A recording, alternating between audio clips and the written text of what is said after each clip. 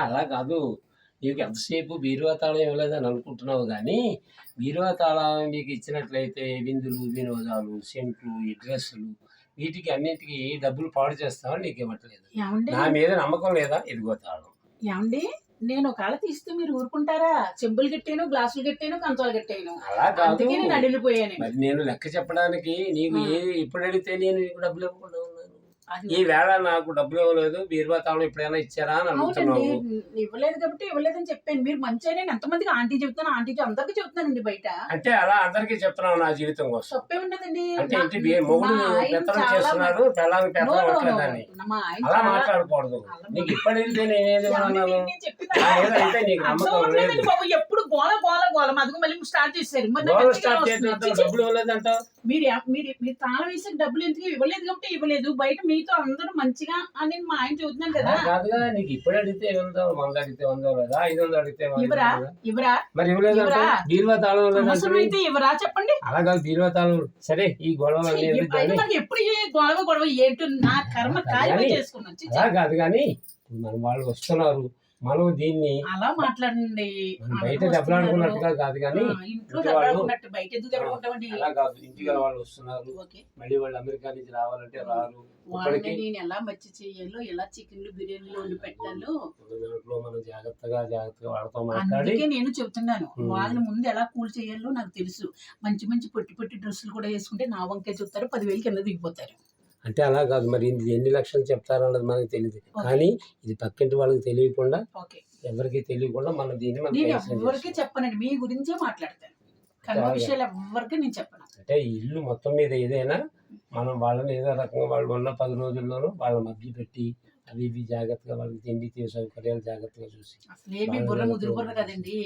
ఇట్లా ఇంకా బాగా ఆలోచించాలి. చెప్పక్కర్లేదనుకో, అవును. అది తర్జన చేయటంలో నువ్వే సాటి.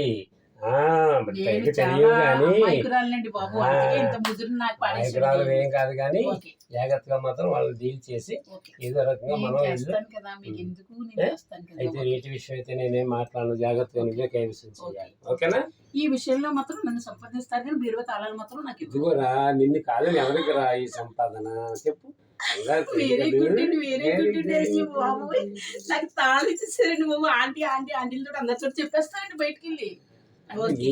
ఈ పెత్తనం చేయటంలో నీకు నువ్వే సాటి. ఓకే. ఓకేనా? ఓకే. కానీ మాత్రం జాగ్రత్తగా మాత్రం డీల్ చేయి. ఓకే? అసలు మిమ్మల్ని ఎప్పుడు కూడా పాదాలు కడిగి నేను ఎత్తిమే వేసుకుంటానండి. ఎందుకంటే అతి భక్తి ఉండటం మంచిది కానీ అంత భక్తి ఉండటం మంచిది కాదని. అతి భక్తి ఎక్కువైనా కూడా ఇది అవుతుంది. ఓకేనా? సంతోషం.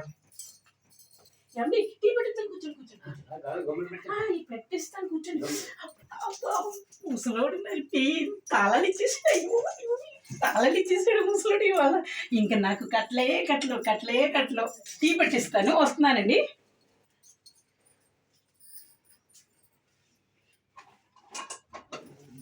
ఈ ముసలోడికి ఇంకోసారి టీ ఇచ్చేయాలి నేను. తాళాల చేతులు నాకు ఇచ్చేసాడు. అది బొమ్మ ఇంకొకసారి ముసలోడికి టీ ఇచ్చేయాలి. ఓకే. ఇవాళ కట్లే కట్లు. కొంచెం 2 ఉడియాలు కూడా ముఖాన్ని గిట్టేద్దాం ఇలాగ. ఏమండి ఉన్నారా? వీడి ముఖానికి అసలు ఒక స్వీట్ కూడా వేస్ట్ తెలుసు. ఏదో తలజీ ఇచ్చాడు కదా నాకు, అందుకని స్వీట్ పెడుతున్నాను వీడి ముఖానికి. లేదంటే సీపుడు దెబ్బేయండి. వస్తున్నానండి. ఏమండి, మీకు ఇవాళ నాకు స్వీట్ అండి. స్వీట్ తీసుకోండి. ఈ శుభ సమయంలో అవును. ఓకే. టీ కూడా పెట్టానండి. టీ తాగేసి అడిగిన అడగడం దాకా టీ ఉన్నాను. అడగకుండానే రెండోసారి ఇచ్చావు. కొంటున్నారు కదా, అంత సంతోషమే కదండి. అందరికి ఎల్లమ్మకి పుల్లమ్మకి ఆంటీకి అందరికి చెప్పేయాలి. తొందరగా తినండి. అంతా తినేయకుండా మళ్ళీ మీరు షుగర్ ఉన్నది కదా మీకు, సగం నాకు ఇవ్వండి. అయ్యో. ఓకే. సచిన పట్టుకు మళ్ళీ స్వీట్. ఓకే. అబ్బా, మీ మనసులో ఎంత స్వీట్ ఉన్నదండి. అదే రెండోసారి అడగకుండా టీ ఇస్తాను. అబ్బా, నాకు ఎవరెవరు వచ్చారో ఏమిటో టీ వద్దంటూ. అయ్యో తీసుకోండి. జాగ్రత్త. మేము చేయగలుగుతుంది.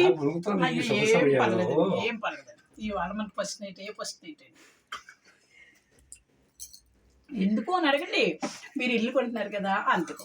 ఇన్ని సంవత్సరాల నుంచి ఫస్ట్ నైట్ లేదు కదండి, అందుకు ఇల్లు కొంటున్నారు కదండి. ఇవాళ ఫస్ట్ నైట్ అండి.